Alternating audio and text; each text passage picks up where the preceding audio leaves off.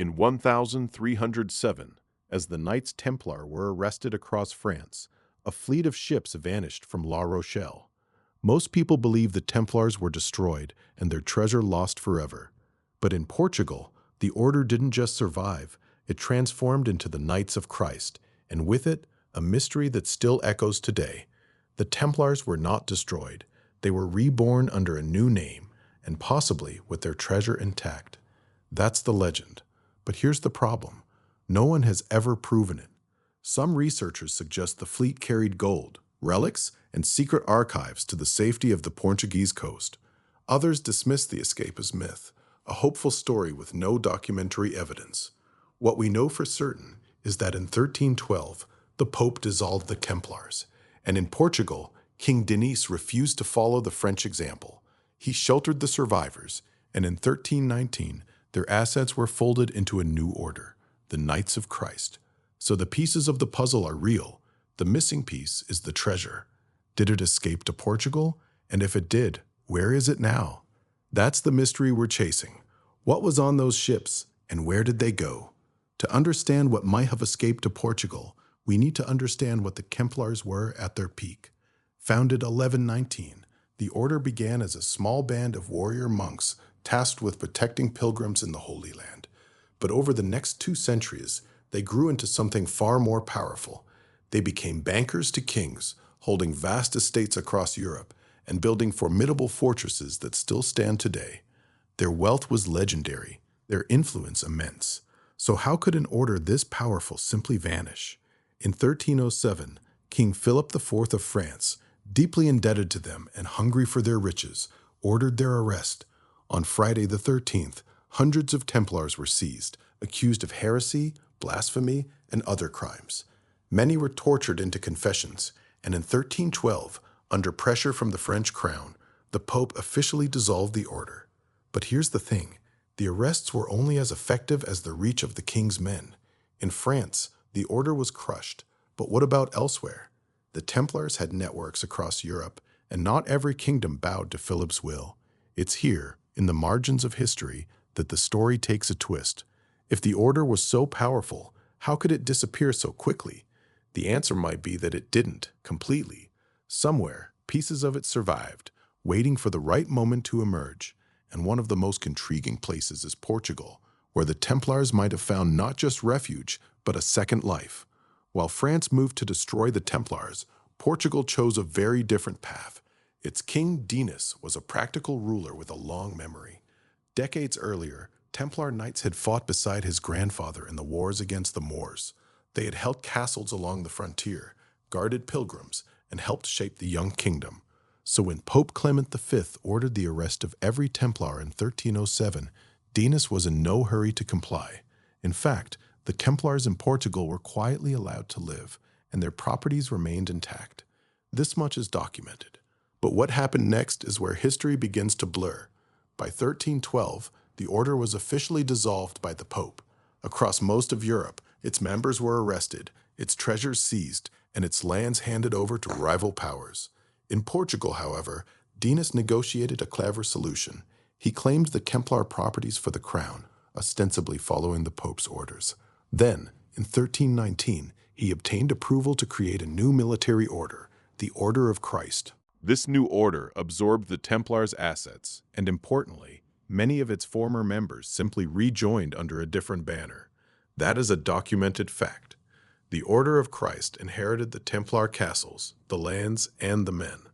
To all appearances, the Templars didn't truly die in Portugal. They simply changed their name. But here is where the story becomes tantalizing. The ships that vanished from La Rochelle in 1307, could they have carried the Templar treasure to this sanctuary? Some researchers suggest it's possible. Portugal had the safest harbor for fleeing Templars, and the crown had every reason to protect them. The theory claims that the treasure, whatever it was, found its way to Portuguese shores and into the strongholds of the new Order of Christ. According to the legend, the treasure might have been hidden within the Convent of Christ in the town of Tomar. That fortress, with its mysterious circular church, was originally built by the Templars in the 12th century. It later became the headquarters of the Knights of Christ. No verified evidence of a hidden vault has ever been found, But the romance of the idea has never faded. So, was the Order of Christ a genuine successor, or was it simply the same order wearing a disguise? And if the Templar treasure did escape to Portugal, would Diniz have ever admitted it? Perhaps the answer lies in what the Knights of Christ did next, because the new order didn't just guard old secrets, it launched ships, and those ships sailed under the same cross that had once adorned Templar garments. What they carried, no one can say for sure, but the possibility alone has kept this mystery alive for centuries. By the time the Order of Christ was officially recognized, the Templar cross had been repainted on a new banner. But this was no mere symbol of survival. The Knights of Christ would go on to shape one of the most extraordinary chapters in human history, the Age of Discovery. And at the heart of that story stands a figure whose name is forever tied to the Order, Prince Henry the Navigator. Henry was a prince of Portugal, and he also served as Grand Master of the Knights of Christ. That much is documented fact. Under his patronage, Portuguese ships pushed farther and farther down the coast of Africa, seeking new routes, new trade, and new alliances. And every one of those ships sailed under the white cross of the Order of Christ. For centuries, that cross was a familiar sight on the sails of Portuguese caravels. It marked them as vessels of a Christian kingdom, but it also linked them, in the minds of many, to the Templars who had come before, and that is where the legend begins to whisper. Could the Knights of Christ have carried more than just the cross on their sails? Some researchers suggest that the Templars' vast knowledge of navigation, cartography, and even secret sea routes was passed down to the new order. After all, many Templars simply switched their allegiance and became Knights of Christ. It would be strange if they left all their expertise behind. But the more tantalizing theory is about treasure. What if the Templar treasure, whatever it was, didn't just sit in a vault in Tomar? What if it was used to fund Henry's voyages? It's a seductive idea, and one that has fueled countless documentaries and books. But here's the problem. There is no hard evidence, no ledger, no royal decree, no contemporary chronicle that says the Knights of Christ financed the Age of Discovery with Templar gold. The theory is built on coincidence and silence. The Templars had treasure, or so the legend goes. The Knights of Christ had access to ships, resources, and a Grand Master with a passion for exploration. The two facts are connected only by inference. Some point to the sheer scale of Henry's expeditions. Funding such voyages would have been enormously expensive. Where did the money come from? The crown had its own revenues, and the Order of Christ was wealthy. But the Templar treasure, if it existed, would have been a convenient explanation. Others note that Henry's navigators were remarkably advanced for their time. They used instruments and techniques that seemed to come from nowhere. Could those have been Templar secrets? Again, it's possible, but it's not proven. What we do know is that the Knights of Christ were deeply embedded in the Portuguese maritime enterprise. Their cross was on the sails, their Grand Master was the driving force, and their monasteries were centers of learning. The order also collected a portion of the profits from the voyages, which made it even richer. So perhaps the real treasure wasn't gold or jewels. Perhaps it was the knowledge, the experience, and the connections that the Templars brought with them when they merged into the new order. That would be a different kind of treasure, but no less valuable. And it might explain why Portugal, a small kingdom on the edge of Europe, became the launching pad for the modern world. The question that remains is whether the Knights of Christ also carried the weight of the Templar treasure, hidden somewhere in the hull of a caravel or buried in the foundations of a castle. Did the Knights of Christ carry more than just the cross on their sails? The answer, for now, is lost in the fog of history. So, if the Templars did escape to Portugal, what did they bring with them? The stories are as varied as they are vivid. Some say the treasure was the vast wealth amassed over 2 centuries of crusading, banking, and pilgrimage protection.